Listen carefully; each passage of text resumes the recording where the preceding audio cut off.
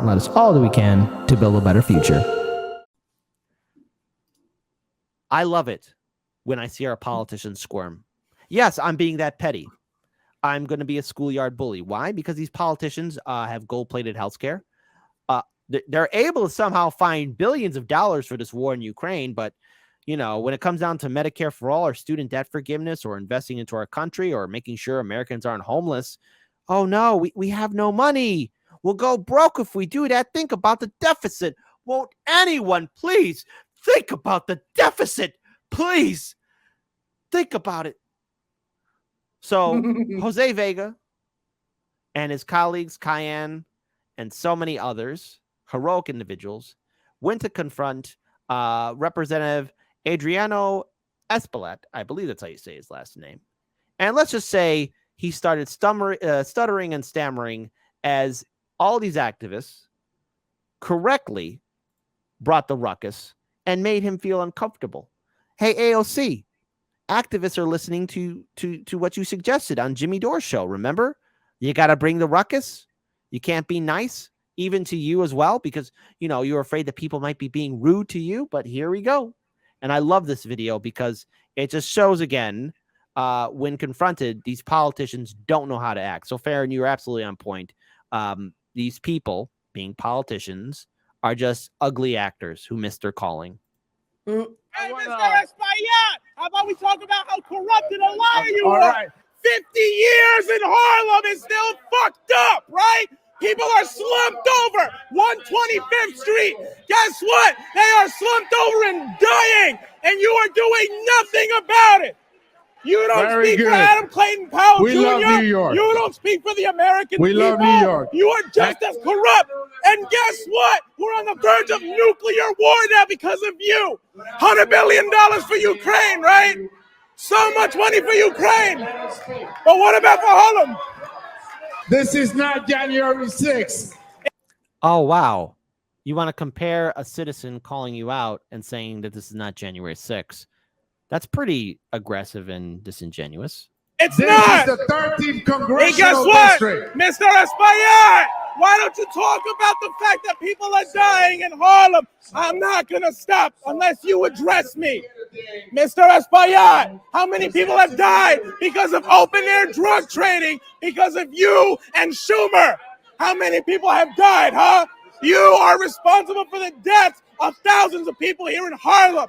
There's a housing crisis, a homeless crisis. You have done nothing. You are utterly useless. And guess what? Now we are on the verge of World War III with Russia. What have you done? Nothing. You've only made things worse. And everybody's going to end up dead. We're on the verge of nuclear war, people. You didn't know. Because we love him anyway. Congressman, when are you going to tell the people of your district that Germany... Again, I just love it because it's coordinated. Yep. And you know what? You know what else? It throws off the acting. And hopefully, if not, hopefully just one person will listen to what they're saying, because we don't have to be polite to these politicians. They're enjoying a lavish lifestyle. Farron, for our viewing audience, since you're in DC, you've covered those horrific people. And I'm even hesitant to call our politicians people because they're not, in my perspective. And yes, I'm going to use that word again. I don't view our politicians as people because they're not. What kind of lifestyle do they live? How comfortable do they live, Farron?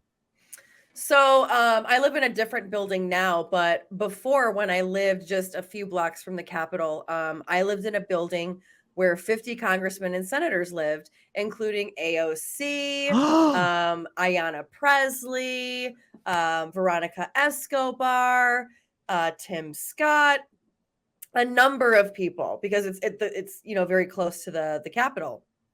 Folks, these folks get picked up in these Escalades that take them to and from wherever the hell they need to go on our dime.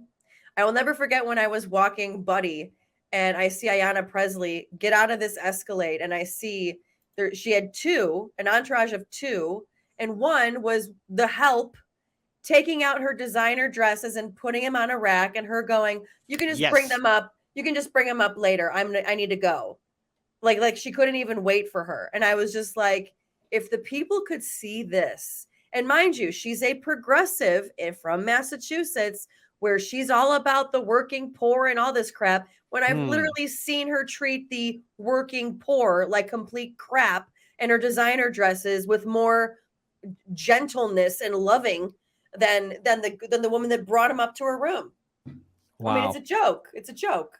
And Yeah. of course, AOC driving a Tesla. Oh no, AOC, yeah. are you driving a Tesla?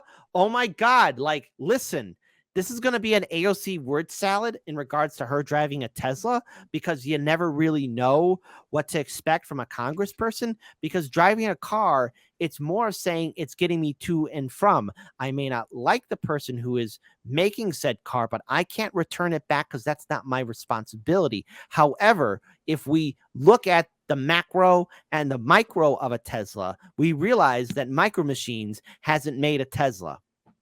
That was my AOC impression. I need to work a little bit more on it, but if that's a word salad, audience, rate me on that.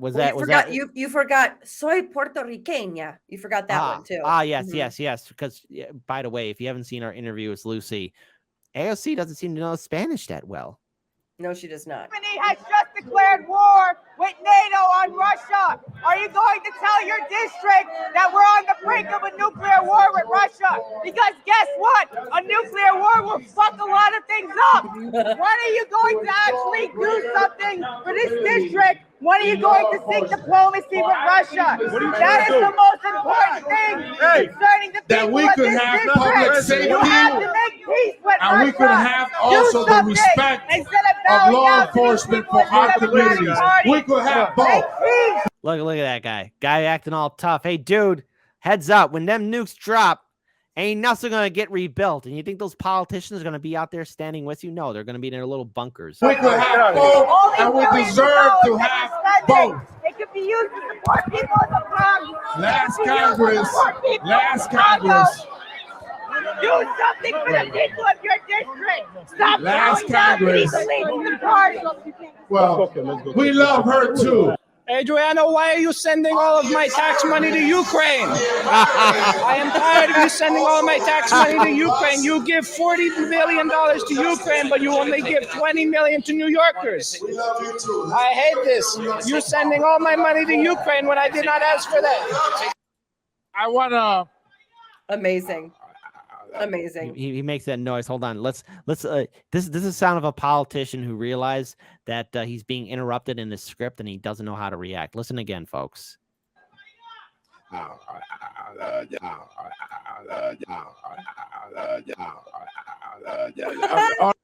Hold on. One more time. Because look, I'm not going to treat these politicians like people, because they're not. They're not people.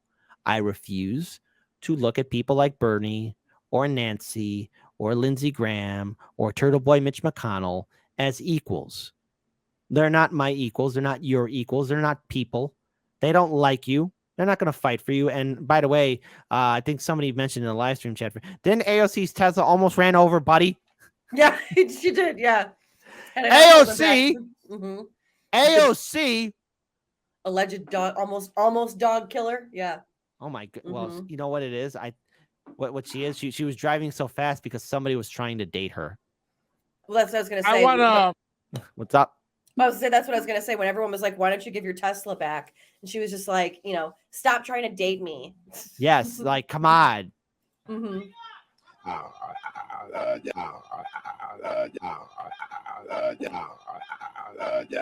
All right. Yeah, these politicians are not people. They're not people in my book. And I refuse to acknowledge them as that. I refuse to respect them. Farron, your thoughts? Well, first of all, I love that. My biggest thing that I immediately, as everybody saw, the eye roll was, this is not January 6th. Okay, folks, I am not a conspiracy theorist. I mean, I love conspiracies and studying them and stuff. But when they start saying that everything is like a January 6th, it makes me think more and more and more that the Democrats actually wanted it to happen. They actually wanted that because they wanted to have it hanging over your not even just Republicans' heads, anyone's heads. For you getting too wild and radical. It's kind of like, when you're in a relationship and you do something like crazy stupid one night and you're like drunk and like, let's say you're all crazy, right? And you have that one jerk boyfriend that like always holds it over your head. I mean, I don't know from experience, but that's like that one jerk boyfriend that's always going to hold it over your head. And even like in just a random argument where you're like, why are you being a jerk? And it's like, well, remember that one night you got drunk and got crazy? And it's like, that's what I feel like. The Democrats are like this abusive boyfriend that are always going to hold. If you get out of line, or if I do something wrong, I'm immediately going to fire back with January 6th. And I'm so sick of it. That wasn't January 6th. That was actually, it's a word. I can't remember what it's called. Democracy. That's what it is. Controversial word right there, Farron. That's a controversial word. Exactly. And then that's the other thing is you're seeing more and more of these Democrats. And you even see Republicans too, like the Liz Cheneys and the Adam Kinzingers and them where they're all about democracy. But then when it actually comes in front of their face, they either don't like understand that that's what democracy is, or B, they're like January 6th. So it's just ridiculous to me.